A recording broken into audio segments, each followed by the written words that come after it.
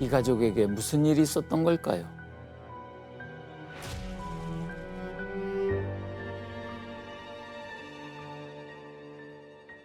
자, 지금부터 그녀의 얘기를 들어보겠습니다. 오빠 이름이 뭐였죠? 김성관. 여동생 이름. 아까 전일아 씨였죠? 그럼 성이? 아, 성이 다르네요. 남매인데요. 성이 다르죠.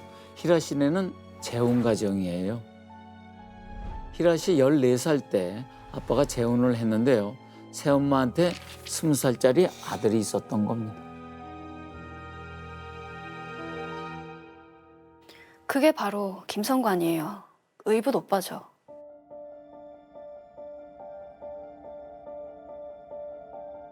어렸을 때 새엄마랑 아빠랑 재혼을 하셨고, 저는 아빠 쪽에 이제 저랑 언니가 있고, 그리고 새엄마 쪽에 그 외동아들 그 새오빠 김성관이 있었고, 새엄마랑 아빠 사이에서 이제 동생이 태어났죠.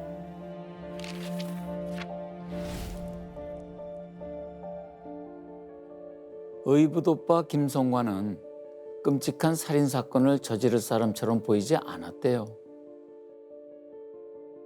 수다스럽고 허풍이 심하고, 어렸을 때 책을 많이 읽었던 기억이 있고요.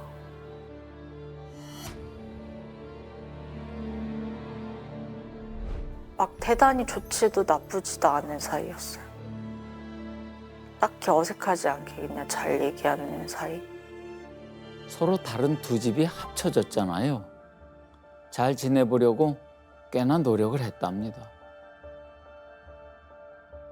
특히 희라 씨의 아빠는 의붓 아들인 김성관에게 마음을 많이 썼어요. 저희 아빠도 막 이래라 저래라 막 간섭하고 이러는 사람도 아니었고, 저희한테보다 이제 새오빠한테는 돈도 더 많이 주고, 그래서 아빠가 뭐 걔한테 원한 살 일을 전혀 한 게 없어요. 그런데요, 희라 씨는 새 가족과 잘 지내질 못했어요. 얼마 지나지 않아 집을 떠나 할머니 집으로 가게 됩니다. 그 후로는 쭉 따로 살았어요. 서운한 마음에 아빠와의 연락이 뜸해졌습니다. 그런데요, 어느 날 문득 아빠 생각이 났답니다. 그냥 문득 그런 생각이 드는 거예요. 근데 우리 아빠는 행복이라는 걸 알까? 그 남자친구한테 우리 아빠는 행복할까? 그러니까는 아빠는 안 행복할 것 같은데 하면서 이런 얘기 하다가 전화해봐야 되는데 이러고 있는데, 그래 내일 해봐야지 이러고 있는데 다음날 이제 그런 전화가 온 거죠.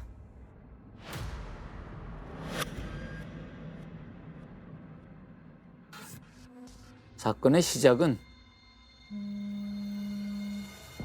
한 통의 전화였습니다. 제가 집에 있을 때 경찰에 전화가 왔는데, 네? 엄마랑 동생이 사라졌다고요? 엄마가 연락이 안 된대요. 동생도 며칠째 학교에 안 나왔고요. 그러니까 너무 경황이 없고 하다 보니까 놀라운 것도 모르겠고 그냥 이게 무슨 상황인가, 그냥 이 생각이 컸던 것 같아요. 근데 얼마 지나지 않아 끔찍한 소식이 전해집니다. 시신으로 발견됐대요. 살해당했다는 거예요.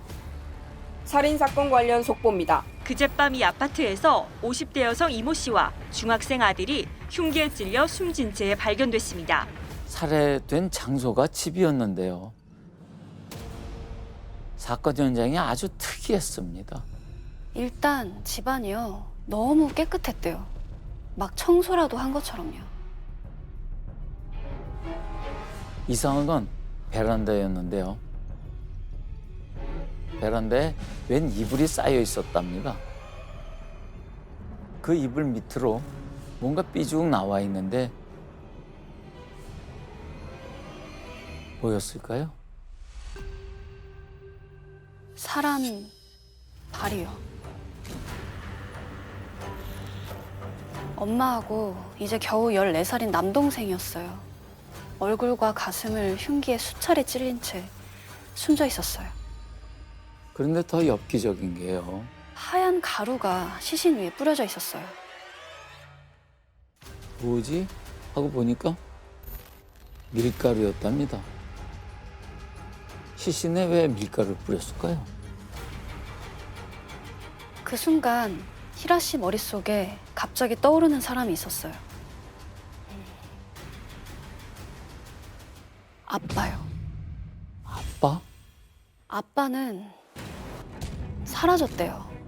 사라져서 경찰이 추적 중이래요.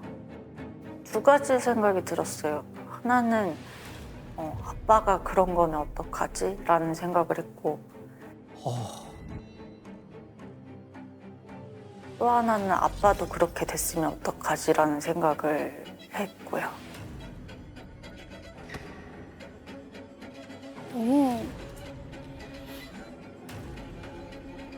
너무 끔찍한 것 같아요. 아빠, 지금 어디야? 제발. 제발 살아있어 달라고. 제발. 살아 있어줘, 제발. 그렇게 보냈어.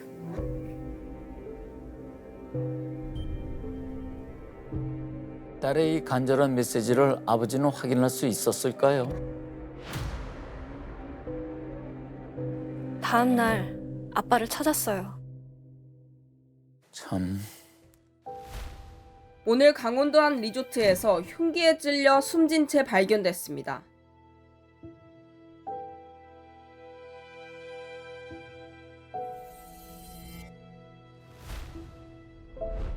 리조트에 주차돼 있던 렌트카 트렁크 안이었습니다.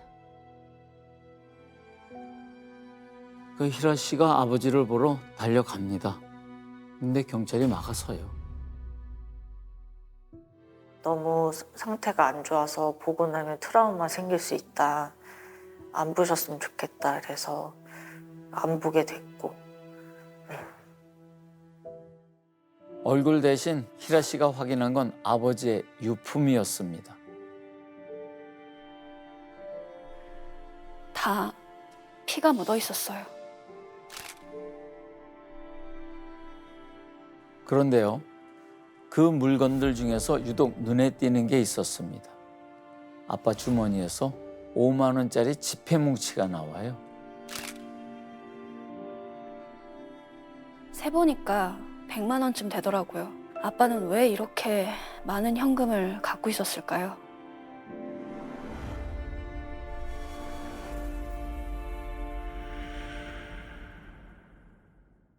자, 이제 범인부터 빨리 잡아야죠.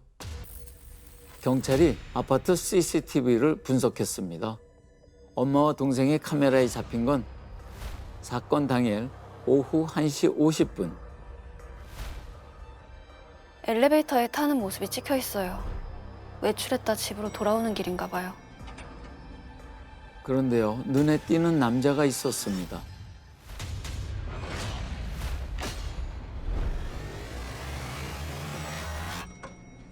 두 사람보다 앞서 엘리베이터를 탔고 같은 층에서 내렸어요.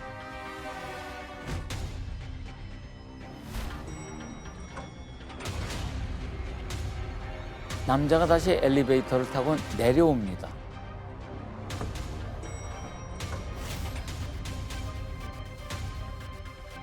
그 후로 엄마와 동생은 아파트 CCTV 어디에도 잡히지 않았어요. 시신으로 발견될 때까지요. 히라 씨는 한눈에 딱 알아봤어요. CCTV 속 그 남자는 바로 오빠였어요. 아빠를 죽인 것도 오빠였어요. 경찰이 지목하고 있는 범인은 30대 아들입니다. 경찰이 곧바로 검거에 나섰습니다. 어디 있는지도 바로 파악이 됐어요. 근데요, 그새 참 멀리도 갔네요. 이 남성은 범행 직후 뉴질랜드로 출국했습니다. 범행 직후에 뉴질랜드로 출국했대요. 아내와 두 아이까지 데리고요. 해외로 떴으니 언제 잡힐지도 기약이 없었어요. 경찰은 뉴질랜드 수사당국과 공조수사에 착수하고 김 씨의 신변을 확보하는 대로 송환 절차를 밟을 계획입니다.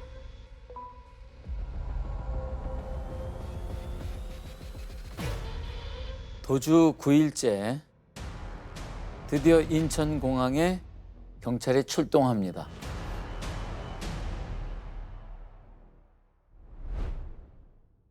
함께 도주했던 김성관의 아내가 귀국했습니다.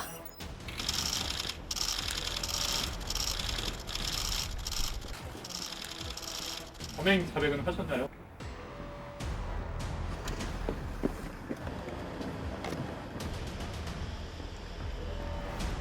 곧바로 경찰에 체포됐는데요. 그녀의 태도가 너무 뜻밖이었대요. 당시에 그 아내를 직접 수사했던 형사님도 아주 깜짝 놀랐답니다. 본인은 전혀 이제 몰랐던 것처럼, 전혀 이제 피해자들이 사망했던 것도 몰랐던 것처럼 저희한테 그런 식으로 이제 진술을 했었고요. 남편과 그 살해 공모 혐의 인정하세요? 자기가 공항에서 경찰관들이 자기 체포하고서 그때 체포 이유에도 설명해줘가지고, 그래서 이제 그 피해자 3명이 사망을 알았지 자기는 그 전까지 몰랐다. 1차 진술 때는 이렇게 얘기를 했었거든요. 말이 안 된다 싶지만 반박할 증거가 없었습니다. 김성관이 살인을 저지르던 그 시각에 아내는 리조트에 있었어요. 게다가 핸드폰 사용도 안 했답니다. 남편하고 통화한 기록도 없는 거예요? 그렇죠. 그런데요, 이런 걸 하늘이 도왔다고 하죠. 결정적인 증거가 등장을 합니다. 녹음 파일이 나왔어요. 사건 당일에 부부가 통화한 내용이 녹음된 게 있었습니다. 네, 핸드폰을 안 썼다면서요? 그러니까 하늘이 도왔다는 거죠. 아마 이 두 사람 상상도 못했을 겁니다. 아까 그 아내가 리조트에 있었다고 했죠? 그 리조트의 객실 전화가 자동으로 녹음이 되고 있었답니다.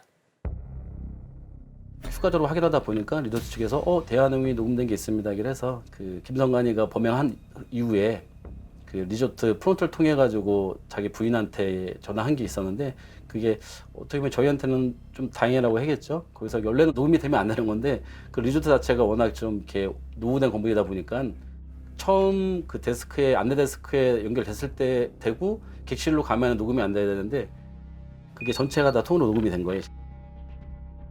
다행히 그 기록에 남은 걸 저희가 확인해서 두 사람이 무슨 대화를 나눴을지 지금부터 통화 내용을 들려드리겠습니다.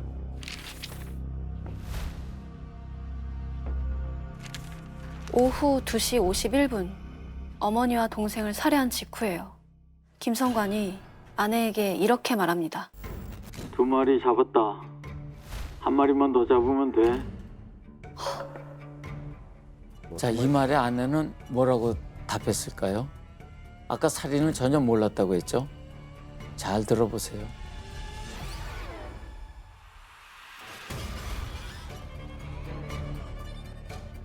그래? 늦게 오겠네? 소름 돋죠. 담당 그 수사관으로서 되게 소름이 돋았거든요. 가지고 사전에 그런 거에 대해서 대화를 안 나눴으면은 무슨 말이야 이렇게 나오는 게 당연한 거잖아요. 근데 거기서는 뭐 그래야 이런 식으로 얘기하고 늦겠네 이렇게 얘기를 하면서 하니까는 김성관은 많이 늦지는 않을 것 같아 이러면서 1차로 대화가 끊겼거든요.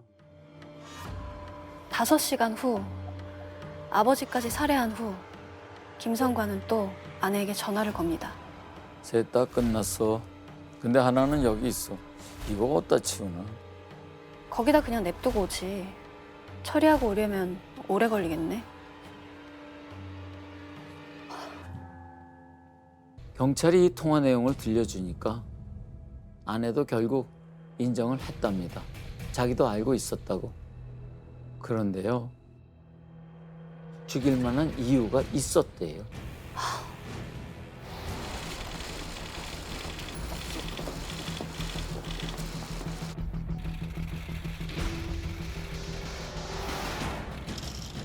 처음에 범행 모른다 하셨는데 왜 진술을 번복하셨나요? 하시고 싶은 말 없으십니까? 여기 없어.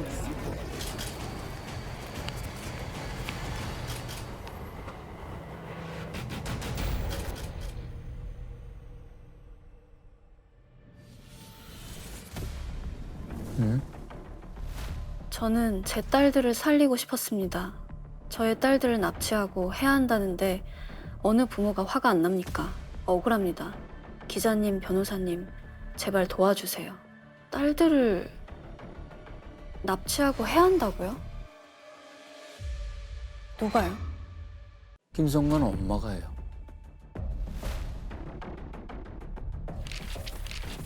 김성관 엄마가 손녀딸들을 해치려고 했다는 거네요. 일단 아내 얘기를 들어봐야겠죠?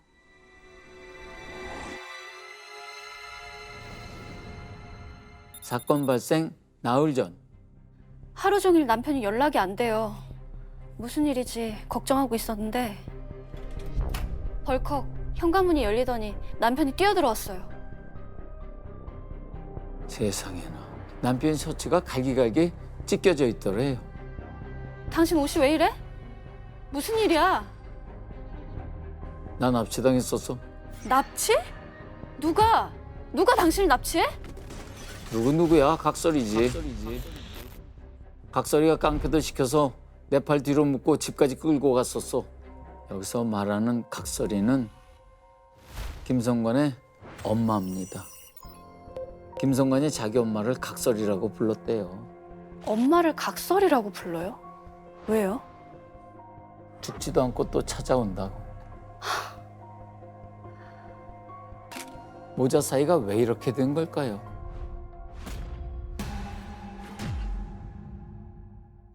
돈 때문이에요, 돈. 갑자기 생긴 거액의 유산 때문이랍니다. 아내의 주장에 따르면 모자 간의 갈등이 시작된 건 사건 나기 6개월 전이래요.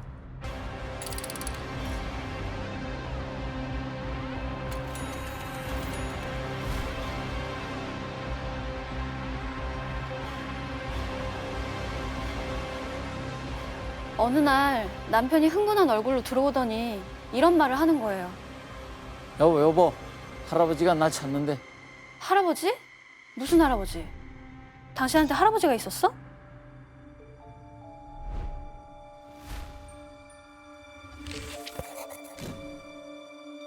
사실 김성관은 유복자였어요. 엄마 뱃속에 있을 때 아버지가 돌아가셨거든요. 그 후론 친가 쪽과는 인연이 끊겼는데요. 무려 30여 년 만에 할아버지가 나타난 거죠.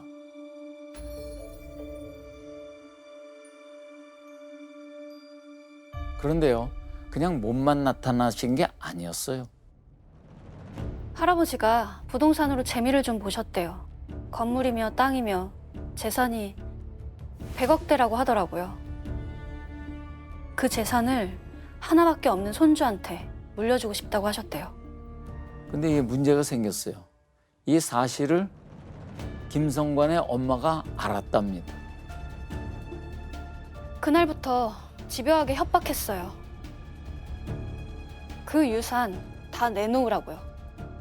협박을 하다 깡패를 동원해서 아들을 납치했다는 얘기죠. 엄마란 사람이.